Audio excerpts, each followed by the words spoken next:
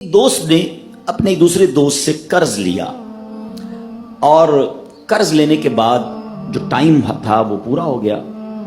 اب پیسے اس نے نہیں لوٹائے. بڑی کوشش کی اس نے کہ بھائی میری رقم واپس دے دیں, اس نے نہیں دیا.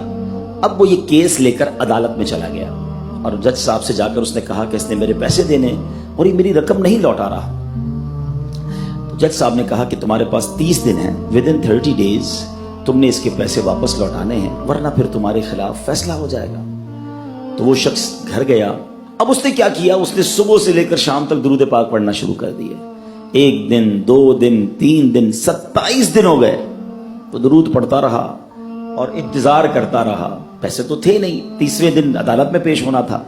27 دن گزر گئے, 28ویں رات آ گئی. خواب میں اس کو کسی نے آواز دی کہ گھبراؤ نہیں, تمہارا قرض ادا ہو جائے گا. اگلے دن پھر درود پاک پڑھتا رہا. اب نبی پاک کی خواب میں زیارت ہوئی. آقا علیہ السلام تشریف لائے, فرمایا گھبراؤ نہیں, تمہارا قرض ادا ہو جائے گا. تم علی بن عیسیٰ وزیر کے پاس جاؤ اور اس سے کہو وہ تمہارا قرض ادا کر دے گا. اب جب صبح اٹھا تو بہت خوش کہ نبی پاک کی زیارت مجھے ہو گئی. لیکن پھر خیال آیا کہ میں اگر وزیر صاحب کے پاس گیا اور انہوں نے مجھ سے کوئی ایویڈنس مانگ لیا, کوئی پروف مانگا, کہ میں کیسے مان لوں تمہیں نبی پاک نے بھیجا ہے, تو اس بات پر تو میرے پاس کوئی دلیل نہیں ہے. اب 30ویں رات آ گئی, آخری رات ہے, صبح عدالت میں جانا ہے. درود پاک پڑھتے پڑھتے سو گیا. سرور کائنات علیہ السلام نے خواب میں پھر کرم فرمایا. فرمایا علی بن عیسیٰ وزیر کے پاس جاؤ, وہ تمہارا قرض ادا کر دے گا. کہ حضور میں چلا تو جاتا, مگر اگر وہ مجھ سے ہی کوئی پروف مانگتا, کوئی ایویڈنس مانگتا, تو میں کیا جواب دیتا. پیارے آقا علیہ السلام نے فرمایا کہ ایسا کرو, اسے یہ کہنا کہ آپ کا ایک راز ہے جو آپ جانتے ہیں اور رب جانتا ہے, اور وہ راز یہ ہے کہ آپ روزانہ فجر کے بعد 5000 بار درود پاک پڑھتے ہیں, اور جب تک درود پاک مکمل نہیں ہوتے آپ کسی سے بات نہیں کرتے. اب جب صبح اٹھا تو بہت مطمئن کہ اب تو دلیل بھی آ گئی ہے. پہنچ گیا صبح علی بن عیسیٰ وزیر کے پاس. اس کا دربار لگا ہوا ہے. اس نے پیغام بھجوایا کہ میں علی بن عیسیٰ وزیر صاحب سے اکیلے میں ملنا چاہتا ہوں, پیغام لایا ہوں. درباری نے آ کر پوچھا, وزیر صاحب پوچھ رہے ہیں کس کا پیغام لایا ہو؟ کہ میں نبی پاک علیہ السلام کا پیغام لایا. فوراً وزیر صاحب نے بلا لیا. کہا فرمائیے.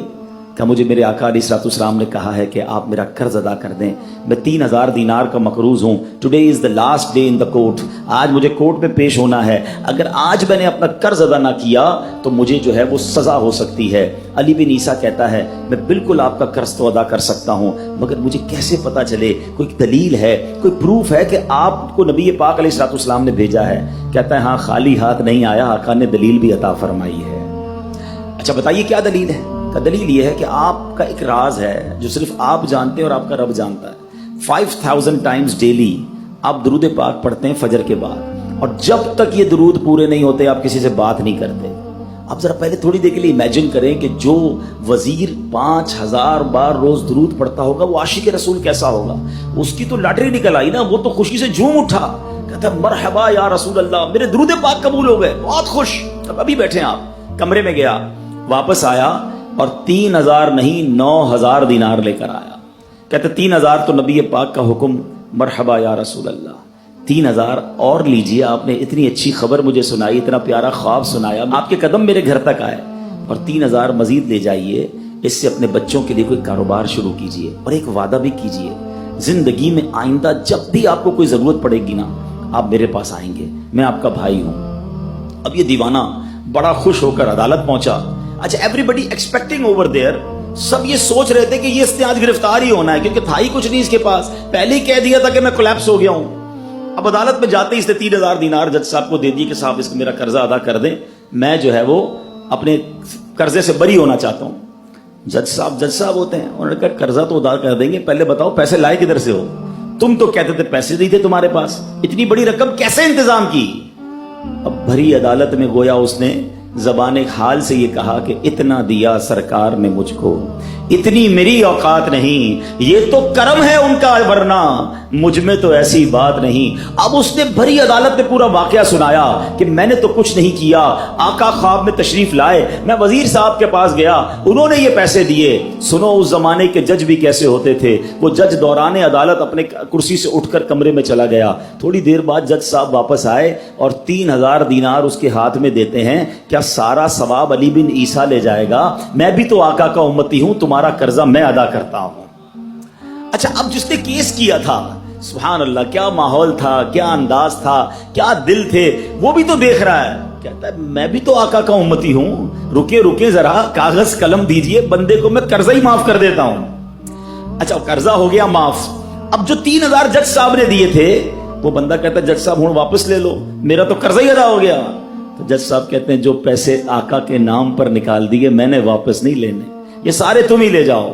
اب یہ 12000 دینار لے کر یہ عاشق رسول جھومتا ہوا اپنے گھر پر جا رہا ہے۔ اے میرے پیارے اسلامی بھائیوں، ایک رات پہلے ایک سنگل پینی اس کے پاس نہیں ہے، اور اگلے دن 12000 دینار ہیں۔ درود پاک وہ وظیفہ ہے جو دل سے پڑھا جائے تو سبحان اللہ یہ مصیبتوں کو ٹالنے والا وظیفہ ہے، یہ پریشانیوں کو دور کرنے والا وظیفہ ہے۔ اور یہ میں نہیں کہہ رہا، خود سرور کائنات علیہ الصلوۃ والسلام کی حدیث ہے جس کا مضمون ہے کہ جو پریشانیوں میں ہو، جو مصیبتوں میں ہو، اس کو چاہیے کہ مجھ پر درود پڑھے، کہ درود پریشانیوں کو لے جاتا ہے، مصیبتوں کو لے جاتا ہے۔ ایک شاعر نے کیا خوب لکھا ہے، اور واقعی حق لکھا ہے، ہر درد کی دوا ہے صلی علی محمد، ہر درد کی دوا ہے صلی علی محمد، تعویذ ہر بلا ہے صلی علی محمد۔ تو ہمیں چاہیے، خاص طور پہ ربیع الاول کا مہینہ ہے، کثرت سے درود پاک پڑھیں۔